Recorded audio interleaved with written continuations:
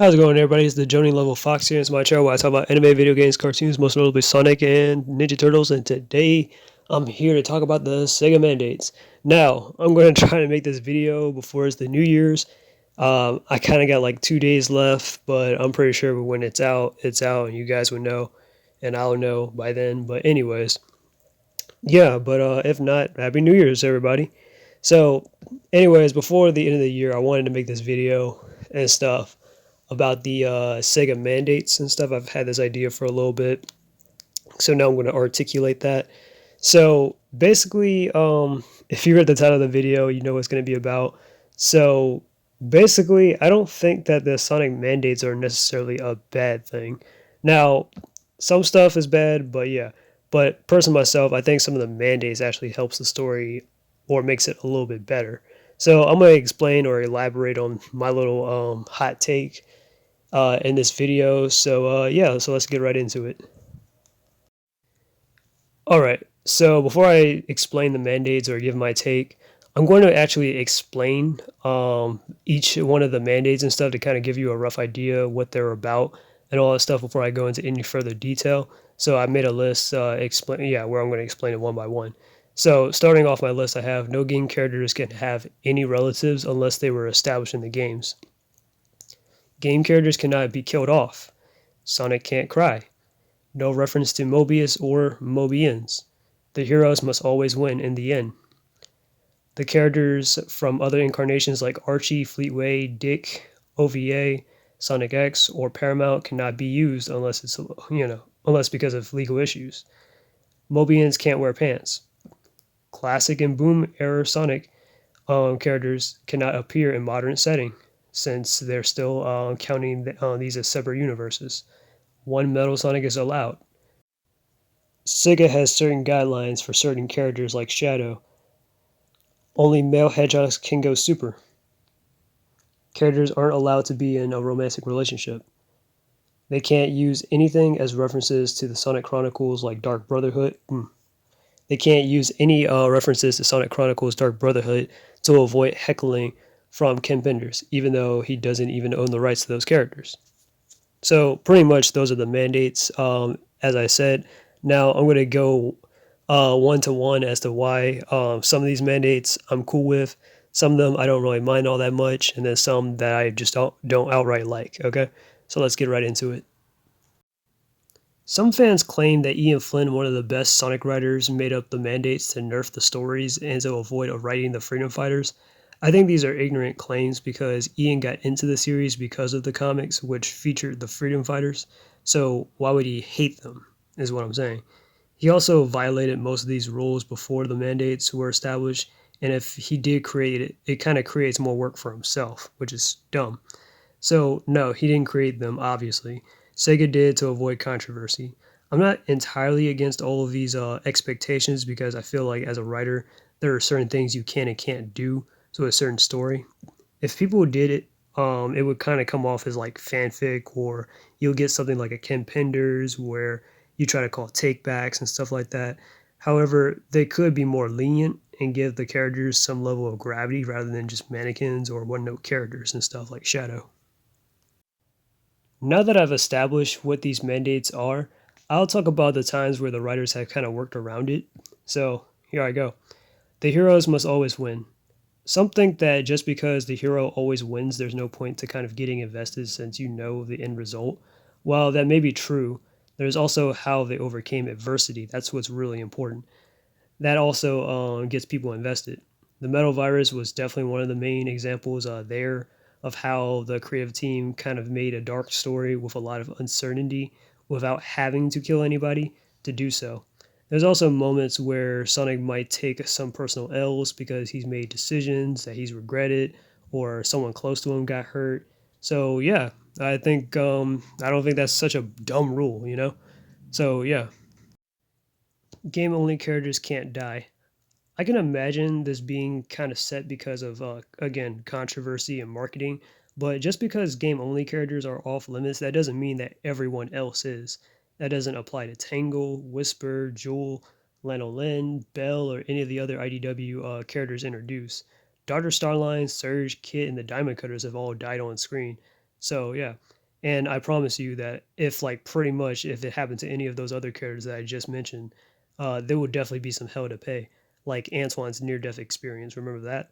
So yeah, I mean there definitely can be some gravity there. I mean, of course, like I said, IDW comics just because the we know that the main characters can't die, like Sonic, Knuckles, Tails, Amy, Cream, Rouge, any of them. We know they can die, but we know that some of the other characters like Tangle, Whisper, Jewel, lanolin, bell, you never know. Okay? Like I said, it already happened to Surgeon Kit, happened to the Diamond Cutters, and it happened to Dr. Starlight. So, game characters can't have relatives. I would love to see Uncle Chuck, Sonia, Manic, or preferably Sonic's family from the manga again, but I don't want a secret relative just popping up out of nowhere unless it's just fan fiction. Some writers, especially new ones, would go crazy with that angle, and it would kind of just turn off readers definitely. But for characters like Cream and Vanilla, it's kind of already set in stone because of the games, so that's not anything to worry about. Then there's characters like Belle, who's Dr. Eggman's daughter, since she's a badnik that was created by him as Mr. Tinkerer. And I also kind of consider Surgeon Kid to kind of be like the clone sister and brother of Sonic and Tails, even though there's a notion that they were kidnapped to oppose of them being clones. But still, I think that hasn't really yet to be proven. But that's just my opinion. Sonic can't cry. So, from my point of view, Sonic isn't much of a crier to begin with, so him not being able to cry is kind of like no loss for me. So, some people will think that it takes away his empathy or he can't be deconstructed, which I prefer Sonic not to be deconstructed on a serious way, like mental illness and stuff. I mean, I'm not saying that crying is, I'm not saying that it isn't a common trait because it is, and it's not like a mental illness, but still. But for guys like Sonic, though, I mean, they kind of mourn and grieve in different kind of ways, you know. But that's just my perspective on things. And this doesn't just apply to other characters either. But it's kind of ironic because some people kind of criticize Deku too much for the opposite, even though I know it's kind of different. Like it's by different people.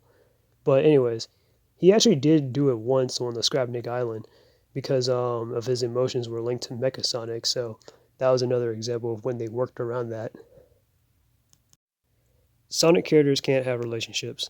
As much as a shipper that I am for wanting to see like Sonic and Amy and Knuckles and Rouge get together, it's reasonable since that kind of became chaotic with the fans. Ian Flynn avoids this, Roger Crakes tries to avoid this, everyone in the staff tries to avoid this, so yeah, makes sense. But they definitely have kind of alluded to it. Um, but just nothing more, which kind of satisfies the fans enough. But yeah, because a lot of people would definitely say, like with the Archie comics and stuff, one of the criticisms there was that the comics became more so of like a sitcom than an actual like Sonic the Hedgehog story. So yeah, that would kind of be getting away from, you know what I mean? So I understand it, but yeah, like I said, I think it's probably best that they just continue to just allude to it and fans just make the inferences that they want. But still, I am holding out on a little hope here, but it is what it is. The male Mobians cannot wear pants. So this isn't really much of a complaint from me. Is it weird? I guess, but it's not much of a complaint. I mean, that's kind of how most of the characters in Sonic are and stuff. As weird as it is, but it is what it is. Another thing is not referring to Earth as Mobius and stuff.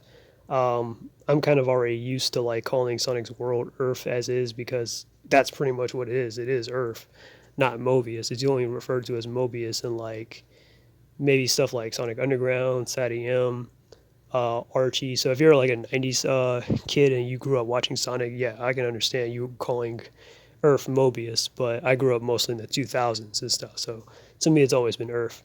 But I do like to call the anthropomorphic characters Mobians and stuff, since there's not an actual like a specific name for it though. They just can't reference this inside the comics and all that. So yeah, but anyways, that's just me. Also, I don't really care for more than one Metal Sonic unless they improve the evil one, that is. And don't get me wrong, I mean, Shard is a cool character and he was kind of a badass, but yeah, and he was a fan favorite character, but I'm not like crazy about like seeing him back anytime soon like that. So I'm fine with just one Metal Sonic. Plus, we got Mecha Sonic as well. So yeah. All right. So now we're going to get into some of my complaints. So one of my main issues is that only Sonic, Shadow, Silver, and Metal Sonic can only go Super, but not Amy, Tails, or Knuckles, who have gone so in the past or inside the games and stuff before. So it would definitely like be cool to see like Super Tails and Super Knuckles, or for Super Amy to actually be official and stuff like that, in my opinion. But who knows? Maybe we might get something like a Hyper or a Soul Emerald form of those characters and stuff later in the comics. But only time will tell. We definitely got one with Neo Metal Sonic, right? And then let's see what else is there that I wrote. And my major gripe is with how the guidelines affect Shadow. And I don't blame the writers like Ian or Evan. I kind of blame Sega on that one. Even when they tried to like claim Team Dark weren't friends and stuff, I just wasn't buying it. Like just because like just like the Two Worlds thing, I just wasn't buying it. I'm like, you didn't mean to tell me that Team Dark were never friends? I'm like, yeah, no. Because again, if you like look at some of the other stuff like that they've been in, yeah, they're definitely close friends. Like Shadow, he may not like be the most expressive guy, but yeah, he really does like Rouge and Omega's company. That's why he always be hanging out around like Rouge's little club and all that stuff. But whatever. Anyways, but that's one of my gripes, of course. And the thing is, though, I do believe that like Ian and Evan and the other writers, they are like they have done good characterization for Shadow before. So I'm not saying like, oh, they lack the ability or they don't know how. But yeah, it's just that it's like one of those things where they have to like just do what they can. So yeah, so again, I don't blame them, but I definitely know that they can definitely do a better job than what Sega's allowing them to do. Like of course they got limits, so that's what I'm saying. Like I wish that the mandates would be a little bit more lenient with Ian Flynn and Evan Stanley and stuff. But anyways, and then of course the other writers too. That's why like one of my major complaints with IDW is that I want to see more of like Shadow and stuff, like good characterization of him being like an edgy jerk and all that stuff. But that's just me, okay? But those are just my general thoughts on the mandates. Some are there for the better, some are there for, some are hit and miss, and then some are kind of stupid. Another stupid thing as well is not being able to adapt or utilize other characters from spin-offs. And those are just my thoughts on the mandates for the IDW Sonic series. But even with this, I think a talented creative team can work around it, like they've been doing all along. So, yeah. But tell me down below what you guys think of the mandates. Do you like the IDW comics? Do you like the? Do you hate all of these mandates? Do you like some of them? What are your thoughts?